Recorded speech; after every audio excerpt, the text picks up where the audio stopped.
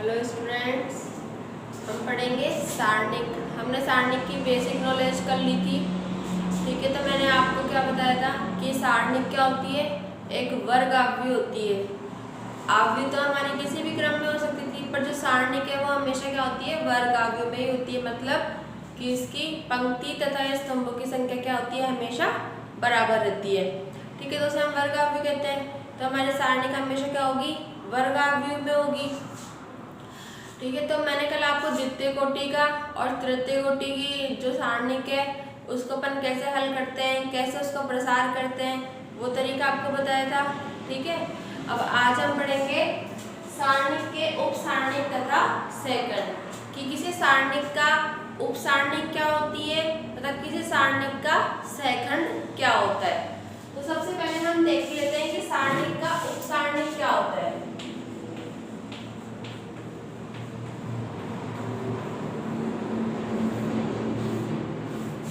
उप सारणिक क्या होगी कि माना हमारे पास कोई n क्रम की क्या है, सारणिक है। ठीक है, n कोटि की या n क्रम की मान ले, कोई भी हमारे पास n क्रम की क्या है, सारणिक है। तो उसकी उप सारणिक क्या होगी, उसकी उप सारणिक होगी अपने पास जैसे कि n क्रम मानो ये है, एक सारणिक है हमारे पास 3x3 की।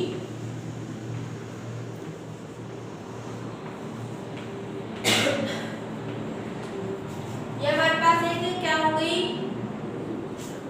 कौन सी क्रम की सारणिक है, ये तृतीय कोटि क्रम की हमारे पास एक सारणिक है।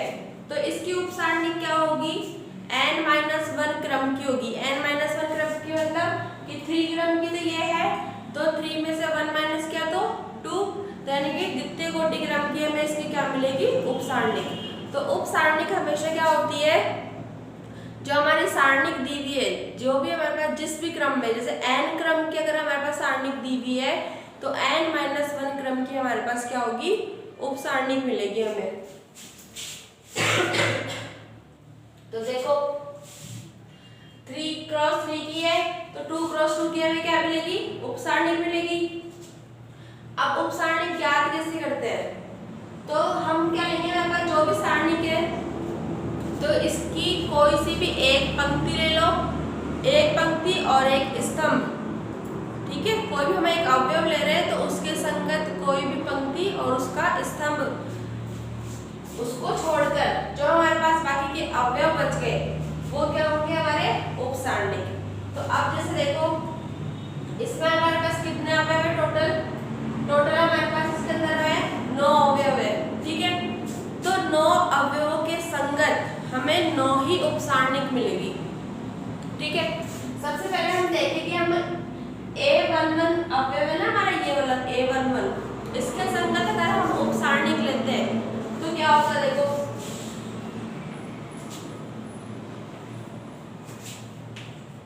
तो इसकी उप सारणिक क्या हो जाएगी हमारे पास, इस A11 के संगत पंक्ति और इसी के संगत स्तंभ को छोड़कर जो हमारे पास अवयव प्राप्त है उसे हम कहते हैं उप सारणिक। तो अब देखो इसके संगत पंक्ति कौन सी हो गई, ये वाली, इसके संगत स्तंभ कौन सा हो गया, ये वाला। तो इस पंक्ति को और इस स्तंभ को छोड़ के हमारे पास क्या बच गया,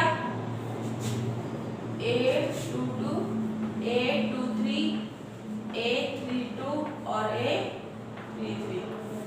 ठीक है, तो हमारे को ये क्या मिल गई, A11 की उप सारणिक मिल गई। ठीक है, तो इसी तरीके से मानो हमको निकालना है A12 की उप सारणिक, इसकी A12 की उप सारणिक निकालनी है हमें। तो इसी के संगत तो पंक्ति और इसी के संगत स्तंभ को छोड़ के जो अवयव बच गए वो हमारे क्या हो गए, इसके उप सारणिक हो गए। तब देखो इसके संगत पंक्ति कौन सी हो गई, ये वाली, इसके संगत स्तंभ कौन सा हो गया, ये वाला हो गया। इसको छोड़ दो, इसको क्या बच गया हमारा, देखो A21, A31, A23 और A33। और मैंने आपको बताया था कि अगर हमारे पास n क्रम की सारणिक है तो हमें क्या मिलता है, n-1 क्रम की उप सारणिक मिलती है। तो देखो 3 क्रॉस 3 तृतीय कोटि की क्या है, सारणिक है, और हमें क्या मिल रहा है, द्वितीय कोटि की उपसारणिक मिल रही है। ठीक है, अब उपसारणिक को हम m से डिनोट करते हैं, m से।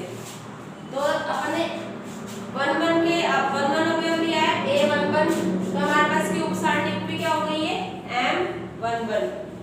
ठीक है, a12 की उपसारणिक क्या हो जाएगी, m12।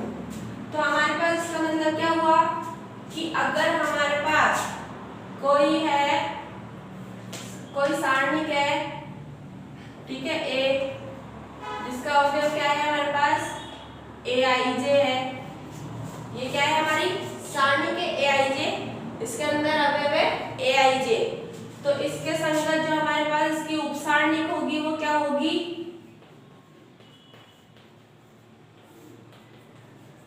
mij। ठीक है, तो अपन ने a11 अवयव लिया, इसके संगत हमारी उपसारणिक क्या होगी, m11, और a12 की उपसारणिक होगी। इसी तरीके से हम हमारे पास जो बाकी के और 7 अवयव जो बच गए हैं, इसके संगत भी अपन क्या निकाल सकते हैं, इनकी उपसारणिक निकाल सकते हैं। तो ये तो हो गई किसी भी सारणिक का उपसारणिक निकालना। ठीक है, किसी भी सारणिक का उपसारणिक निकालना। अब हमें क्या देखना है, नेक्स्ट है हमारे पास सहखंड, कि किसी भी सारणिक का सहखंड क्या होता है।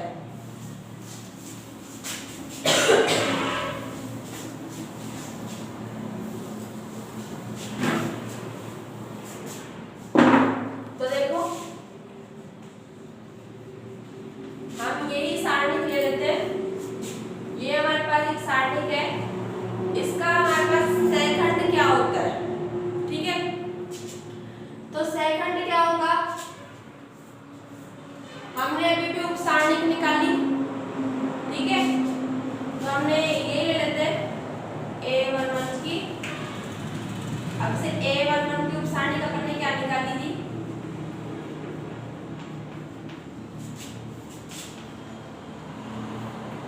a22 a23 a32 a33, ये हमारी इसकी सारणिक है। तो क्या बोल रहा है, सहखंड क्या होगा, किसी जो अपनी उपसारणिक निकाली है इसको -1 की पावर i प्लस j से मल्टीप्लाई कर दो। क्या कर दो, -1 की पावर i प्लस j। अब यहाँ पे i प्लस j क्या है, ये जो हमारे पास देखो यहाँ पे के नीचे लिखा हुआ रहता है ना, 1 1 1 2 1 3 2 1 2, और ये 1 1 1 2 1 3 क्या है, ये मैंने आपको आगे में भी बताया था कि देखो ये हमारी पहली पंक्ति है। ठीक है, पहली पंक्ति का पहला अवयव, पहली पंक्ति का दूसरा अवयव, या फिर ऐसे देख लो, पहली पंक्ति पहला स्तंभ, पहली पंक्ति दूसरा स्तंभ, पहली पंक्ति तीसरा स्तंभ।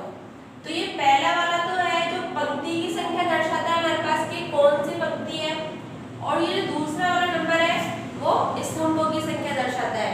अब जैसे सेकंड वाले में देखो, ये दूसरी पंक्ति स्टार्ट हो गई, तो पहले देखो सब में 2 2 2 लिखा हुआ है, दूसरी पंक्ति है, और दूसरी पंक्ति पहला स्तंभ, दूसरी पंक्ति दूसरा स्तंभ, दूसरी पंक्ति तीसरा स्तंभ। ठीक है, तो i और j क्या हो गए हमारे पास, तो हम जिस भी अवयव के संगत निकालेंगे वो अपना i और j हो जाएगा। तो अपने पास यहाँ पे a11 का सहखंड क्या हो जाएगा, -1 की पावर i प्लस j, और इसको अपन ने क्या किया था, m से डिनोट किया था, तो m i j, कि भाई इसका जो सारणिक है ना, अब यहाँ पे a11 की जगह पर लिख रहे हैं aij लिख लेते हैं मानो, तो ये हमारे पास एक फॉर्मूले के रूप में हो गया कि aij का सहखंड कैसे निकालना है, -1 की पावर i प्लस j को इसको मल्टीप्लाई कर दो m i j से। ठीक है, तो अपन ने ये निकाल रखा है, अब इसका अपन निकालते हैं सहखंड। तो देखो इसका सहखंड कैसे निकालेंगे, -1 इसकी पावर i प्लस j, गई तो 1 + 1, ठीक है। और फिर MIJ, अपन A डबल का कर रहा है तो इसके संगत MIJ क्या होगी, इसको छोड़ेंगे इसको छोड़ेंगे, ये अपने देखो बनी हुई है, ये बना दो A22 A23 A32 A33। अब देखो -1 की पावर कितनी हो गई 2, तो 2 क्या है, एक सम संख्या है। तो हम जानते हैं कि माइनस की पावर अगर सम संख्या होती है तो वो हमेशा प्लस हो जाता है, और -1 की पावर अगर यहाँ पे विषम संख्या होएगी यानी कि 3 5 7 1 तो वो हमेशा करेगा माइनस। अब -1 की पावर 2 हो गई तो वो प्लस हो गया, तो हमारे पास का सेकंड क्या आ गया A22 A23 A32 और A33। ये तो बात हो गई अपने पास A11 का सेकंड। अब अपने पास मानो कोई पूछ रहा है कि A21 का निकालो, किसका, A21 का, तो A21 का सेकंड निकालो तो क्या हो जाएगा, देखो -1 की पावर I + j यानी कि 2 + 1 2 + 1, इसको मल्टीप्लाई करना है किससे, M21 से, तो M21 क्या होगी, इसके संगत पंक्ति छोड़ो इसके संगत स्तंभ छोड़ो, क्या बच गया A12 A13 और A32 A3, यही बचा, इसको छोड़ दे क्या बचा, ये दोनों ये लिख दिया। अब देखो -1 की पावर कितनी आएगी, 3 आएगी, तो विषम संख्या हो गई, तो विषम संख्या हो गई तो क्या आ जाएगा, ये -1 आ जाएगा, और 1 को तो लिखना जरूरी नहीं होता तो माइनस कर जाएगा इसके आगे।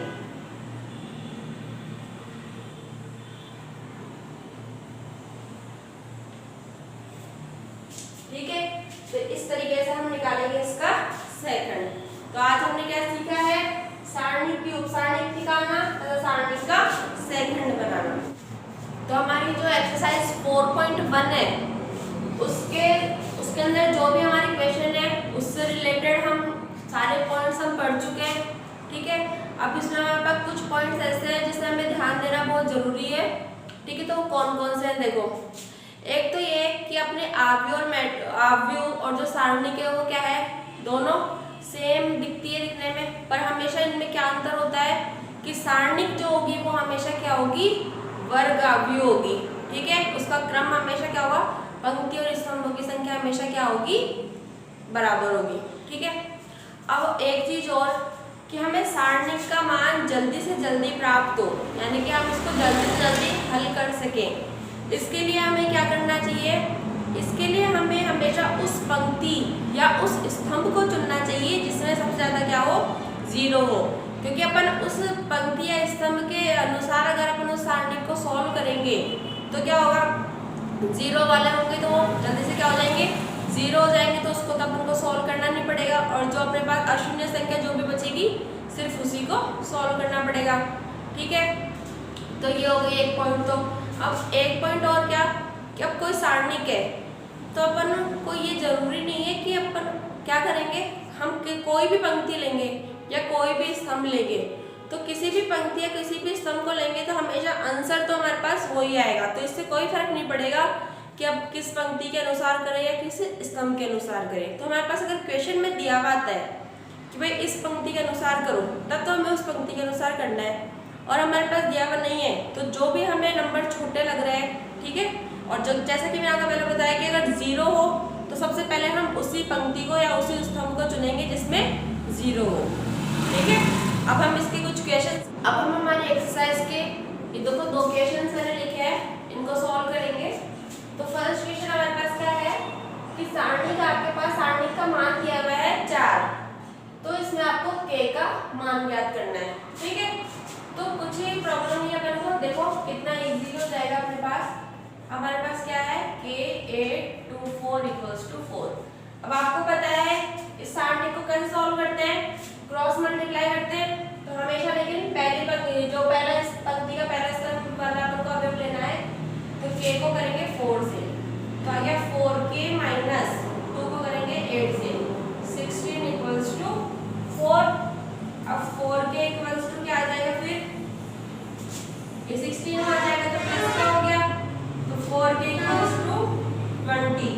तो k इक्वल्स टू कितना आ गया 20/4, यानी कि कितना आ गया ये 5।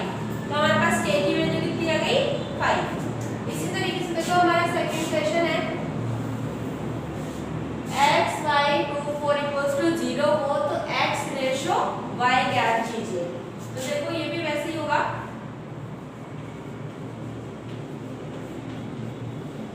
वही पहली पंक्ति पहले स्तंभ को करना है। पहले ये आ जाएगा 4x minus 2y equals to 0। अब इसको पहले ऐसे लिख सकते हैं 4x इक्वल्स टू 2y, सही है। अब क्या करेंगे, ये y है ये मल्टीप्लाई में है, ठीक है, और इसमें 4 मल्टीप्लाई में है, दोनों को क्या कर दो क्रॉस मल्टीप्लाई कैसे कर दो।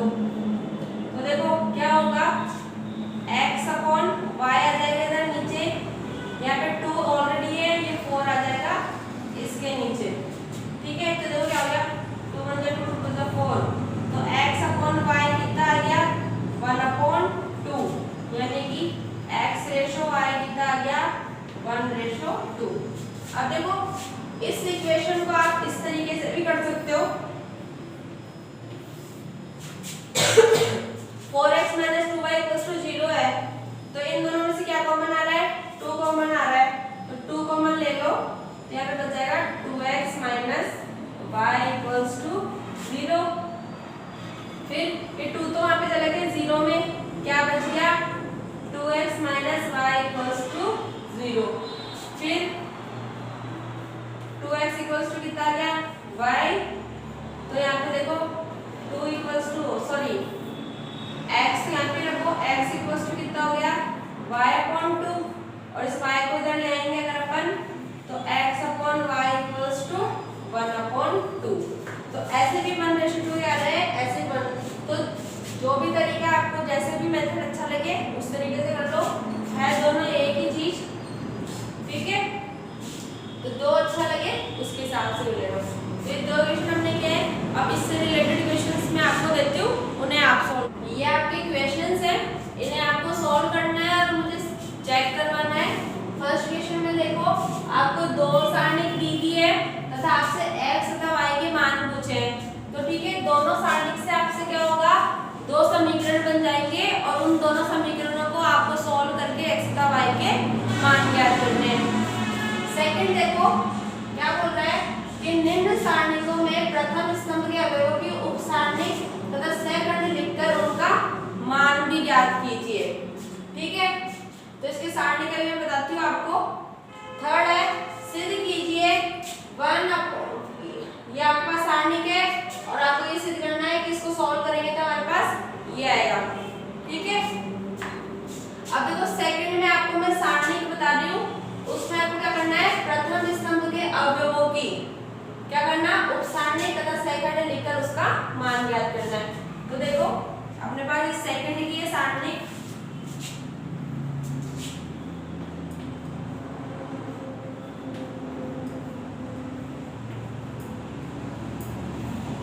ये आपके पास सारणिक है, इसके प्रथम स्तंभ हो गया ये, इसके प्रथम स्तंभ के अवयव ये वाला 2 1 और 6, इस अवयवों की आपको उपसारणिक बनानी है तथा सहखंड लिखना है। उपसारणिक बनाना सहखंड लिखना, और जब पास उपसारणिक बनी जब पास सहखंड बने उनको आपका मान भी ज्ञात करना है, उनको सॉल्व करना, क्योंकि उपसारणिक और सहखंड क्या होंगे एक